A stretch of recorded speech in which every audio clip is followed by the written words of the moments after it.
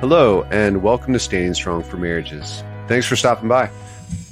Okay, my friends, welcome back. So we're going to basically be looking at some of these decisions, what we're going to do. I called it For the Kids, and basically we're looking at how should we help our kids during this mess, right, of all the stuff that schools and politicians and I want to almost call it like religious beliefs, because that's how people seem to be holding these things when it comes to how to approach, health concerns. Religious beliefs, almost because we're forced into that corner. It's so darn difficult to find information that you can trust, that you can really stand upon, where it's not convoluted, where, you don't have to trust some corporation or regulatory capture or like whatever, right? And so people, especially adults at this point, seem to pretty much have made their decision that they think is best for them, which is great if you're an adult. But what are we going to do for the kids? So we have to continue to talk about that. And what I want to do is go back and look at a great interview. This is Dr. Ron Brown. You can find the full interview that's on a podcast, Trial Site News, and they're on YouTube. And so you can just, if you search those keywords, it'll pull up. And it's amazing to me that it's still out there and available. Basically, he is the type of a person, Dr. Ron Brown, right, who looks at a lot of the clinical data and the statistical data and makes inferences. And he talks to us about some things that we might not know. It's a long interview, but basically most of the data and the numbers that I'm going to be pulling into this video, I'll tell you where they're coming from. But if you go to the video, you want to skip to the 27-minute, 30-second mark, and he'll finally, conclude with some of the numbers that he shares with us, which is very helpful, things that we didn't find out. One of the big points that he makes is he starts telling us about the risk reduction for, I'm just going to call it the M and the P. And so M here, P here, and this is back, he got the data became public, the data tables and the data sets became public, and so people like him that has the skill set that he has, he was able to do some of the number crunching. Of course, most of us, we heard this, and he points this out, there's something called relative risk reduction and absolute risk reduction. So he says both are important, but we only heard about one, especially in the States. I don't know, maybe they reported it in other places, but from what I heard, it was just this. And of course, everyone heard this around October 2020, right? 94%, 94.1% effective, 95% effective, these great, numbers roll out. And so then just like bing, bang, boom, we're on to like just, everybody, basically how can we get them to any and everybody that wants one? But Dr. Brown, he talks a lot about the absolute risk reduction, and he says he calculates the numbers and gives them to us, and for M it was 1.1, for P it was 0.7%.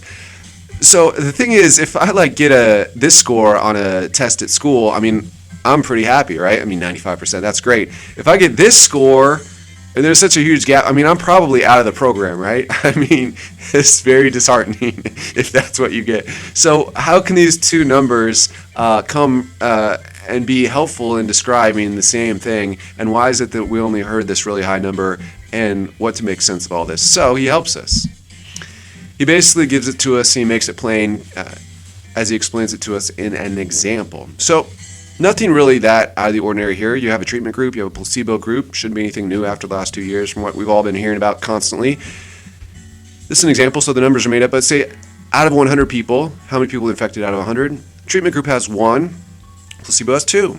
And so the nomenclature that they use, and that we'll use a lot in this video, he uses it, is the EER. This is the experimental event rate, right? Because you're in some experiment, you're receiving this experimental treatment, so you're in the experimental group. Experimental event rate is 1 out of 100, so you had a 1% event rates in this group, in the treatment group. And then placebo, since it was 2 out of 100, that's 2%, right? Now, they use this a little bit different. We're going to be using this as well. CER, this is the control event rate. The control, why control? You're in the control group, you're in placebo, right? Those should kind of be terms that go together in our minds already. So the control event rate was 2 out of 100, or 2%. Okay, and this is an example. I put this here, and we'll look at the first formula, the formula for the absolute risk reduction. And it's the pink. It's the CER of 2% minus the EER in green of 1% will give us the yellow, 1% absolute risk reduction. And so that's what he gave us. He essentially did that type of calculation and came up with the absolute risk reduction. Okay. And then from there, you need this yellow one to go do the next step, the formula for the relative risk reduction. So to get that, you take the yellow, the absolute risk reduction that you just calculated of 1%, and you divide it. I know it's a little hard to see with this font, but this is the division sign. Divided 1 over the CER, so 2%. Will give you, of course, it's just a simple fraction. 1 over 2, the percents cancel, and you just have a fraction, 1/2. So that's, of course, 50% relative risk reduction here in this example. So that's basically, I mean, not that difficult, right? Could have done that probably like 4th, 5th grade. I mean, I don't know what kids, it's been a long time since I was 4th, 5th grade, but I mean, certainly, I mean, goodness sakes, by like in middle school, we should have been able to follow this. So this is not hard at all, but it's just something that we were never told about, right? And that's always one of the things that I wish there was more like simple explanations available to people where you didn't have to find some obscure YouTube video and get 28 minutes into it. Probably poking fun at me because I'm going to probably blab on too long. So let's substitute some of the numbers in from the M side of things, and we'll just rework the same thing that he did, okay?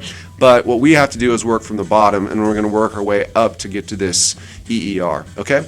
But we have a lot of the numbers. For example, 94.1, we already know that. That was all over the newspapers.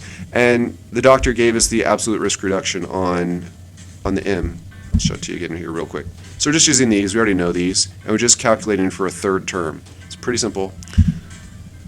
Like what we do here, this is a division term, so you'd want to multiply both sides, bring this over here, then you could divide the 1.1 by the 94.1.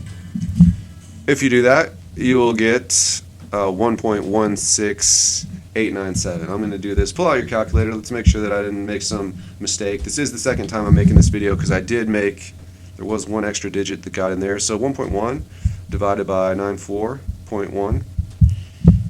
Okay, and remember to convert it to a percent like we're going to do here. You want to move that decimal 2 places to the right. That should be 1.168969. And so I rounded that up to 6897. Okay, so we'll get this out of here. So then this we know, which means we can bring it up here to this next side here, the CER 1.16897. That's the same. I copied it right this time. Minus the EER. We don't know this, but we know this, right? So then you're just, subtracting the pink from both sides. The pink goes away on this side. Here you end up with a negative number on the right of the equal sign and a negative number on the left. Multiply both sides by -1 to make everything positive on both sides. And you can figure this number out. It's easy, right? So 0.016897%. And that makes sense because just the 1 is going away. This 1 is going away here. It's just 0.0. And then the rest is still there. So that's fairly easy, okay?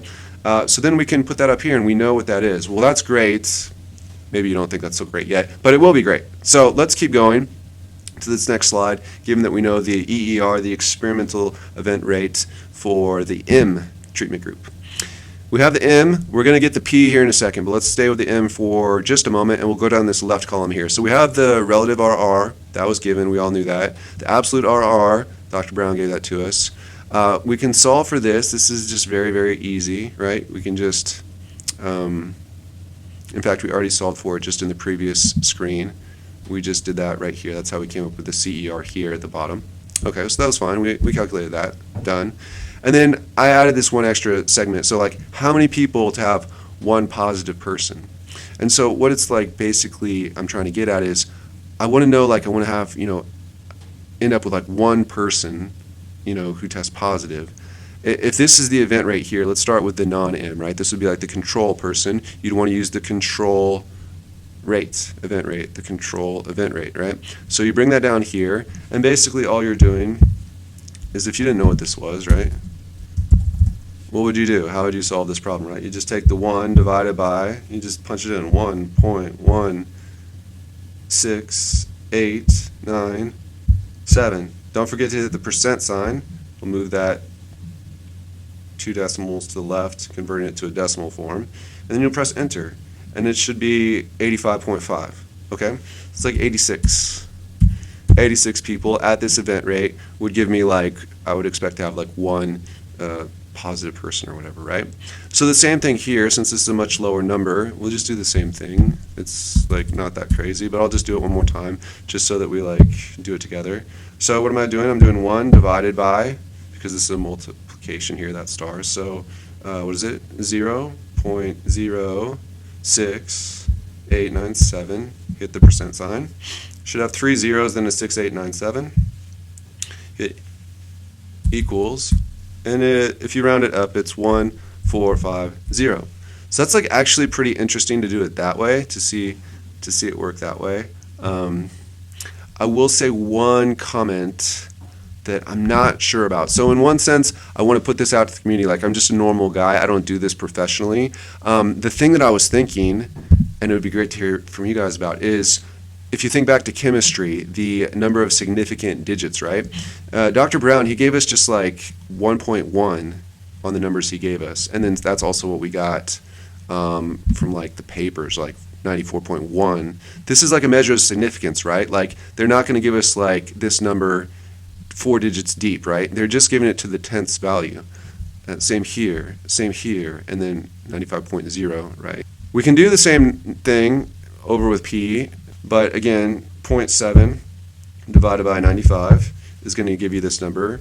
It should be 0.00736842. You move that decimal to the right and slap a percentage sign on the end. That'll give us this. So we know the CER, which means we know the CER here. Dr. Brown gave us this, so we can come up with the EER here. Now, in this example, it's especially interesting if you want to get rid of some of those significant digits. For example, here, what would this be if you're only going to use one significant digit? And this is why I kind of like went back and forth. 0.73 is going to just round to 0.7, okay? So if you know this is 0.7 on this side, that would mean that the EER would be 0, okay? So an EER of 0, imagine that. You could see the same thing if you want to round this one up to one significant digit, 0.1. It's not going to round up to 0.1. It's going to round to 0.0, okay? Like this. Well, that means basically what? What does that mean? That means that you have basically like a flawless treatment. You have like a perfect treatment. Like, nobody who took this experimental treatment had any events.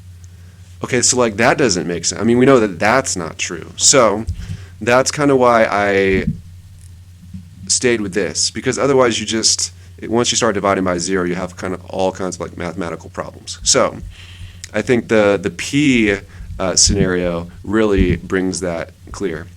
For example, if this was like, what number can I multiply by 0 to get to 1? I mean, 100 billion?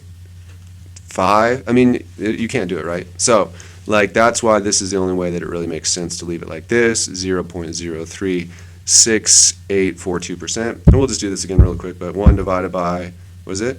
0.0, get my cursor out of the way, 36842, hit the percent sign, hit equals, 2,714 people compared to 136.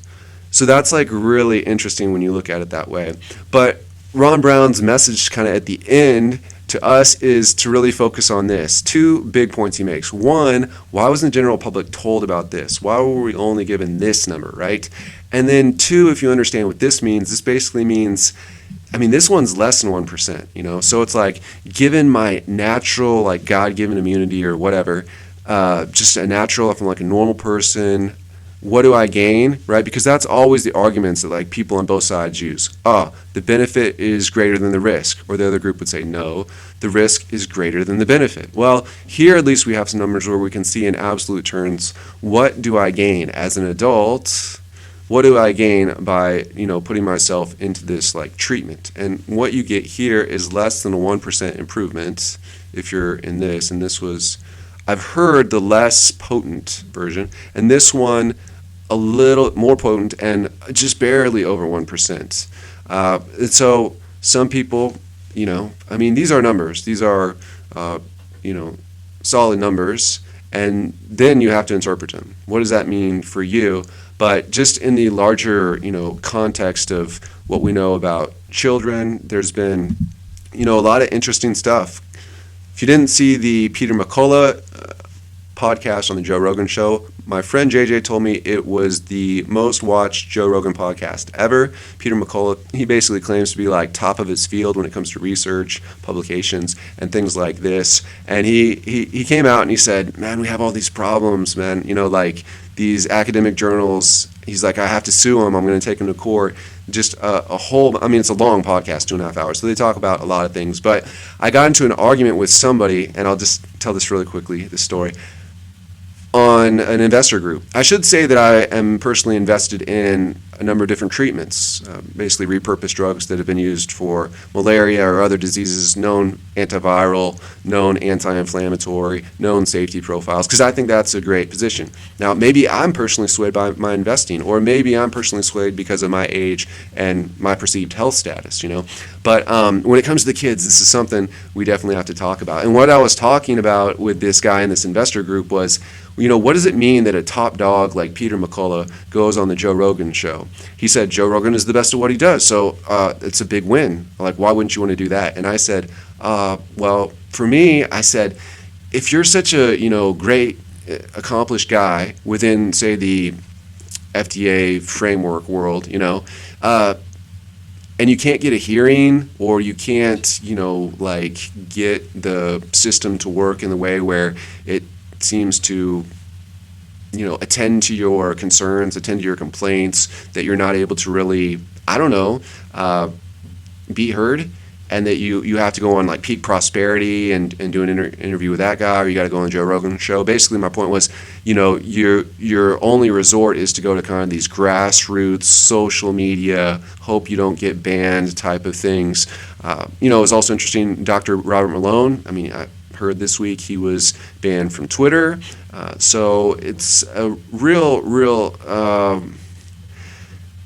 it's not like religious like we want it to be religious. It's like we don't know what to believe. It's so difficult to get reliable data. It's so concerning. Regulatory capture, are you going to trust the reports? Are you going to trust an emergency approval, or a approval when you don't have the data from the end of the study? The 2023 study is when the full results are going to come out for this stuff, right? So I just really appreciated that something as simple as some easy elementary math, a little bit of algebra that Dr. Ron Brown led us through, helped me understand what is this? I had never heard about the absolute risk reduction before he brought it up, and I had no idea that there was such a thing, or that we were being given a relative risk reduction, or anything of the sort. So when I came across this, I said, wow, this is really great. And while many adults have basically made up their minds, I think, one way or the other, depending on where you get your information, we do still have to stay in this conversation for the sake of the kids, because kids are not going to understand, lipid nanoparticles, ACE2 receptors, spike proteins, cleaving off the injection site, the different VAERS data, if you've seen that, why people like Brett Weinstein and others, are saying, man, this is really, while other people have different concerns, they say, no, the risks are too unknown for us. And so, as a society, where do we want to go with this? Do we really want to go across the board, give it to a bunch of kids that have, 80 years in front of them? 90 years maybe in front of them. What in the world, right? What in the world? And if I was a parent, I'm not a parent, but if I was a parent, I guess I just want to make this video in one sense because I thought it was helpful, and then to help families. A lot of the people that we have on our channel are from broken families, marriages in crisis, and a lot of times there are kids in the picture. And so to maybe help parents who have a difficult time agreeing on a lot, and there's hurt for whatever, sinful reasons or whatever, damaged trust, be able to maybe come to the table together and look at something helpful like this and say, what do we want to do for our sons, or what do we want to do for our daughters, what do we want to do for our kids? And so hopefully that is a big blessing to you to be able to have some of this data. I can't interpret it more than I have. This is kind of the best I have. If you are better at math and you have something to say about these levels of significance, statistical significance, how many digits are important and should be used in a calculation like this, then please let us know. So everyone look in the comments, and then I will leave the video, Trial Site News video, in the comments and try to pin it in the comment section. Thanks so much. We'll see you guys on the next one. Bye.